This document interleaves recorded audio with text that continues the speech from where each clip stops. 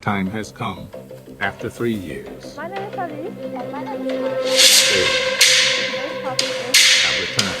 tsunami. With a striking disaster. Ah, that's it. Etna 2001. Wow, yeah. Making Shorties. My name is Maika, And my name is Charlize. and our today's topic is Mount Etna. Italy, what a beautiful country with beautiful landscapes.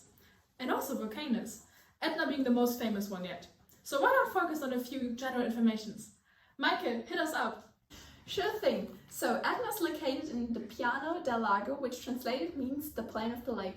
The elevation of lava reaches its high at 2,500 meters, and there were 16 eruptive episodes by the time a new spate of activity began on July 13, 2001. As a matter of fact, there was an eruption in 1669, which was the most destructive eruption of Mount Etna since the Middle Ages. Approximately 14 villages and towns were destroyed by the lava flows or by earthquakes that preceded and accompanied the eruption. Therefore, Etna is Europe's highest and most active volcano, estimated 25 of Sicily's population. Okay, so we know that Mount Etna is in Italy, but what exactly are we looking at? Yeah, so as you said, we're in Italy. To be precise, in the MEDC Sicily. The active period in 2001 lasted about 2 months, from July to August, and the coordinates of the volcano itself are 37.748 north and 14.999 east. Its summit elevation reached 3,350 meters, and the eruption occurred from the fissures on two sides of the volcano at about 2,750 meters on the southern flank and at elevations between 2,500 meters and 1,800 meters on the northern flank.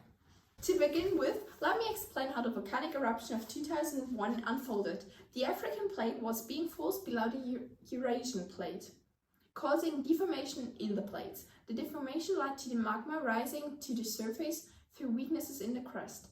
The primary eruption began on July the 12th and lasted for 24 days. However, there was a warning phase prior to the eruption on 2nd of August, during which ash was emitted and the cone grew almost 100 meters tall before collapsing, leaving it at a height of approximately 80 meters today. Moreover, the eruption occurred from 6 different fissure systems on the south and northeast flanks. Lava flows during these days reached a temperature as high as 1,000 degrees Celsius. The eruption also resulted in many strong earthquakes, which will be discussed later. Now that we know how strong such volcanic eruptions are, let's focus on the underlying forces. So magmatic recharge is occurring beneath the western flank of the volcano, and we know that Mount Etna is on the destructive plate boundary. We also know that the African plate is being subducted underneath the Eurasian plate. Therefore, Mount Etna is a stator volcano which is formed by repeated volcanic eruptions that have built up layers of lava and ash to create a cone. This type of volcano typically erupts basaltic lava that can flow long distances. Alright, now let's talk about the social effects of this volcanic eruption. First things first, even though not many towns were in serious danger, people were still better safe than sorry, resulting in over 1,000 folks leaving their homes in Lingualassa. I mean, who wouldn't want to escape a hot molten lava river? But unfortunately, over 100 houses were destroyed and even more were damaged. And let's not forget about the schools that had to close down due to the lava flow. Although the church stayed open for those who wanted to pray for a miracle or two. Emergency workers even tried to divert the northern lava flow from Lingualassa by digging channels in the earth. However, the locals continued to parade their patron saint through the streets to the railway station in hopes of warding off the lava flow, which was both brave and emotional. But the real headache came from the heavy tephra falls caused by the activity on the southern flank, which paralyzed public life in Catania and nearby towns. It was like trying to walk through a blizzard made of ash and rock.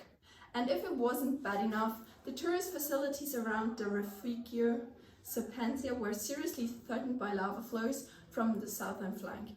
And to top it off, the volcano even destroyed a section forest of the southern flank.